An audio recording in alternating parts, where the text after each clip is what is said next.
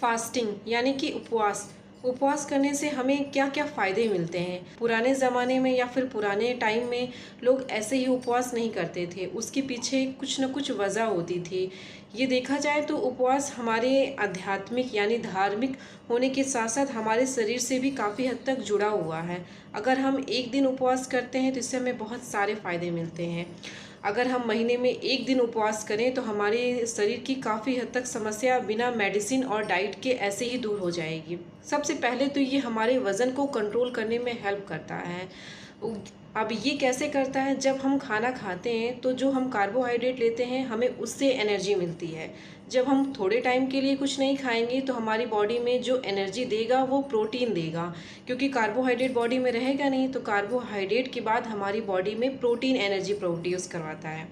अगर हम काफ़ी लंबे टाइम तक अपनी बॉडी में कुछ मतलब कैलोरी का इंटेक नहीं करते हैं तो उस केस में हमारे बॉडी में जो फैट है वो हमें एनर्जी प्रोड्यूस करवाता है, चलने फिरने के लिए शक्ति देता है।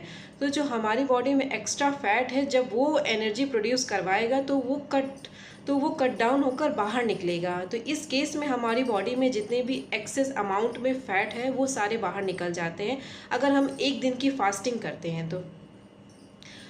फैट के बाहर निकलने से ही हमारे बॉडी में जो भी एक्स्ट्रा कोलेस्ट्रॉल होता है वो बाहर निकल जाता है। अगर हम ओवर वेट हैं तो हमारा वेट लेवल में आने लगता है।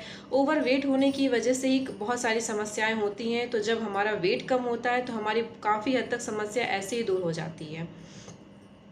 ये हमारे डाइजेशन को इम्प्रूव करने में हेल्प करता है, हमारी पाचन शक्ति को बढ़ाता है, हमारे मेटाबॉलिज्म को बढ़ाता है।